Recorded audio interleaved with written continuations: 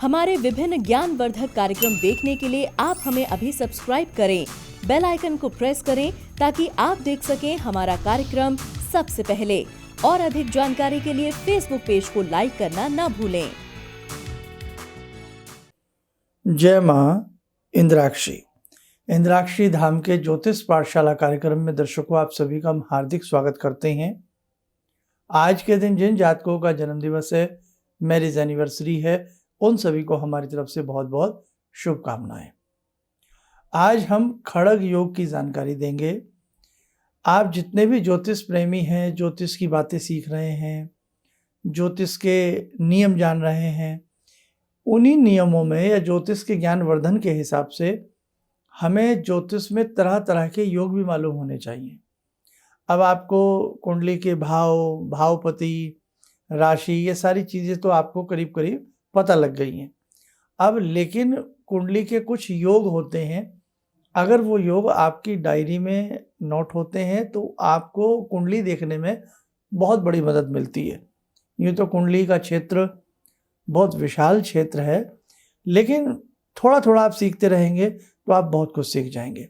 आइए पहले आज का हम पंचांग देख लेते हैं। 12 सितंबर सन 2021, दिन रविवार, भादो का महीना, शुक्ल पक्ष, संवत 2078, तिथि षष्ठी है, नक्षत्र विशाखा, राहु काल 4:30 से 6, दिशा शूल पश्चिम दिशा।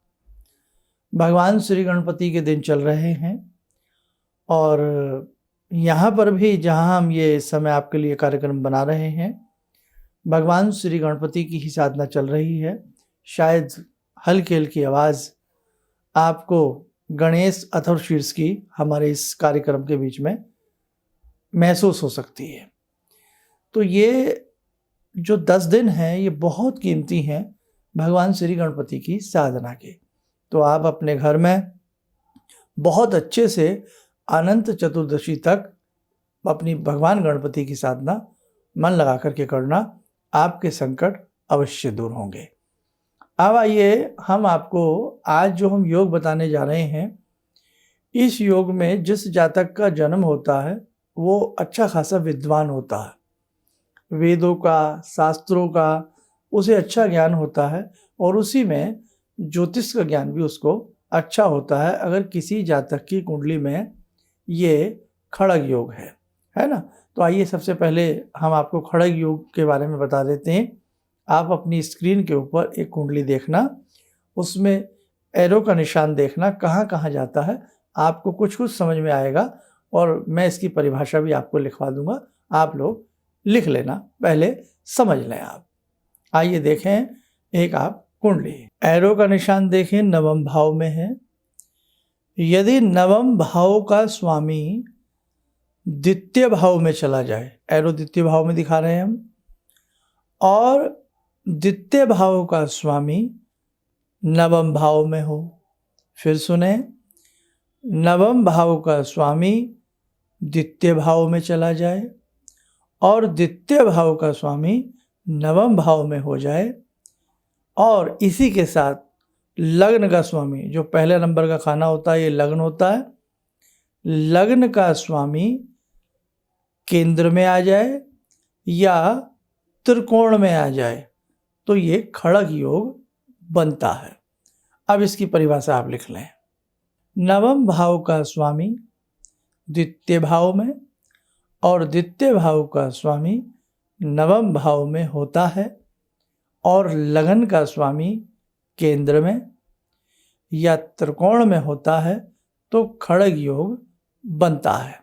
आगे लिखें, खड़ग योग में जन्म लेने वाला जातक वेदांत, सर्वशास्त्र, वेदशास्त्र और तत्व जानने वाला ज्ञानी होता है।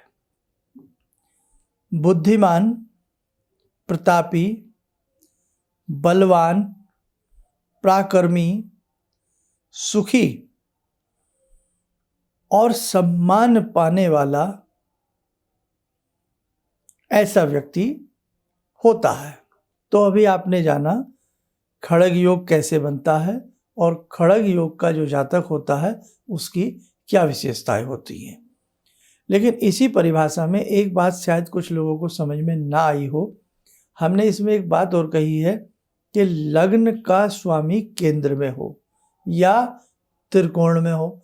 तो ऐसे बहुत हमारे व्यक्ति हो सकते हैं जिन्हें ये मालूम नहीं है कि कुंडली में केंद्र किसको कहते हैं और त्रिकोण किसको कहते हैं। तो आइए मैं आपको एक कुंडली के माध्यम से बता रहा हूँ। देखो, सबसे पहले बता रहा हूँ केंद्र किसको कहते हैं। प्रथम भाव को, चतुर्थ भाव को, सप्तम भाव को और दसम भाव को केंद्र कहते हैं। नोट कर लेना अपनी कॉपी में। अब त्रिकोण किसको कहते हैं? इसमें देखो, इसी में देखो, पंचम भाव को और नवम भाव को त्रिकोण कहा जाता है। कुछ लोग और भी त्रिकोण की परिभाषाएं रखते हैं, लेकिन फिलहाल आप इतना ही सीखिएगा त्रिकोण के बारे में। मेन नवम और पंचम को हम त्रिकोण की श्रेणी में लेते हैं। तो ऐसे ये परिभाषाएं बनती हैं, और जब ये परिभाषाएं हमें हमारी कॉपी में अच्छे अच्छे योग नोट हो जाते हैं ना, तो कोई भी कुंडली ऐसी आपके पास आई तो बाय द वे वो बच्चा है, बहुत शरारती है, चंचल है, पढ़ता नहीं है, और आपने देखा ये खड़ग योग की कुंडली है। माता पिता आपसे कह रहे हैं कि ये तो बिल्कुल नहीं पढ़ता है, ये तो हमें बड़ा दुख है, और आपने देखा ये खड़ग योग है। तो आप कहोगे आप चिंता ना करें, ये बच्चा जैसे जैसे बड़ा होगा ये बहुत विद्वान बनेगा, क्योंकि खड़ग योग की कुंडली वास्तव में भी व्यक्ति को विद्वान बनाती है। अब आप कहेंगे कि कई बार ऐसा भी देखा जाता है कि योग है लेकिन उस योग के काबिल वो योग व्यक्ति नहीं बना। तो ऐसा बहुत कम होता है। ऐसा जब होता है पूरी कुंडली को अच्छे से ध्यान से गहराई से जांचा जाता है। कई बार आपने सुना हो आपकी कुंडली में गज केसरी योग है, आपकी कुंडली में पद्म योग है, लक्ष्मी योग है, आप राजा बनेंगे, आप सम्राट बनेंगे। आप कहते हो अरे क्या बात कर रहे हैं महाराज जी, यहाँ तो दाने दाने को हम मोहताज हैं, खाने के बांधे पड़े हुए हैं, और आप कह रहे हैं हम राजा बनेंगे। तो वहाँ पर कहीं ना कहीं आपका या तो योग जो आपको याद है वो गलत कर रहे हैं आप, या पूरी कुंडली में गोचर स्थिति, महादशा स्थिति, अंतरदशा स्थिति, योगनी स्थिति, ग्रहों की एक दूसरे पर दृष्टि, बहुत सारा मिश्रण ऐसा होता है जो आपको आगे आगे बहुत सारी बातें समझ में आएंगी। तो वो भी देखना पड़ता है, उसको भी हम नहीं नकार सकते, तभी ये योग अपना पूर्ण फल हमें दिखाते हैं। तो आज के लिए मैं समझता हूँ इतना ही काफ़ी है। इस परिभाषा को अपनी कॉपी में लिख लेना, इस कार्यक्रम को बाद में अच्छे से देख लेना। अब एक समस्या और आ सकती है ज्योतिष के विद्यार्थियों के सामने कि बाय द वे आपके पास किसी की डेट ऑफ बर्थ नहीं है, जन्म स्थिति सही से मालूम नहीं है, समय की स्थिति मालूम नहीं है, और उस व्यक्ति का आपको भविष्य देखना है या उसकी समस्या से संबंधित कुछ आपको उपाय देने हैं। तो ऐसे में क्या किया जाए? ऐसी स्थिति में उस व्यक्ति की हाथ की रेखाओं को देखा। अब ये सब्जेक्ट हमने अभी नहीं लिया है। देखो भाई, आगे जैसे जगदम्बा की इच्छा है, आगे हम प्रयास करेंगे कि कुछ हस्त रेखाओं का ज्ञान भी अपने इस कार्यक्रम के माध्यम से आपको हम जरूर करा दें। हालांकि पामिस्ट्री के ऊपर आप हमारी प्लेलिस्ट में जाइए यूट्यूब पे, उसमें हमने पामिस्ट्री के ऊपर भी बहुत सारे ऐसे चैप्टर बताए हैं जिन्हें सीख करके, समझ करके, देख करके आप कुछ ना कुछ अवश्य सीख सकते हैं। आइए समय हो चला आज की ध्यानमाला का। आज की ध्यानमाला में जुड़ते हैं हम भगवान श्री भैरव से। ओम करकलित कपाला कुंडली दंडपाणी स्तरुण तिमिर नीलो व्याल यज्ञोपवीते क्रतु समय सपर्याद विघ्न विच्छेद हेतुर जयति बटुकनाथा सिद्धिदा साधकानां जयति बटुकनाथा सिद्धिदा साधकानां। ओम देव्य राज्य सेव्यमान पावनाग्रिपंकजं व्यालयज्ञसूत्रमिन्दुशेखरं कृपाकरं नारदादियोगवृन्दिवन्दितं दिगम्बरं काशिकापुरादिनाथ कालभैरवं भजे भानुकोटिभास्वरं भवाब्दितारकं परं नीलकण्ठमीप्सितार्थदायकं त्रिलोचनं कालकालमम्बुजाक्षमक्षशूलमक्षरं काशिकापुरादिनाथ कालभैरवं भजे शूलटङ्कपाशदण्डपाणिमादिकारणं श्यामकायमादिदेवमक्षरं निरामयं भीमविक्रमं प्रभुविचित्रताण्डवप्रियं काशिकापुरादिनाथ कालभैरवं भजे भुक्तिमुक्तिदायकं प्रशस्तचारुविग्रहं भक्तवत्सलं समस्तलोकविग्रहं भूतसङ्गनायकं विशालकीर्तिदायकं काशीवासलोकपुण्यपापशोधकं विभुं नीतिमार्गकोविदं पुरातनं जगत्पतिं काशिकापुरादिनाथ कालभैरवं भजे काशिकापुरादिनाथ कालभैरवं भजे। कवच बनाएं, ध्यान करें, भगवान भैरव जी का शुभ आशीष समय प्राप्त हो रहा है।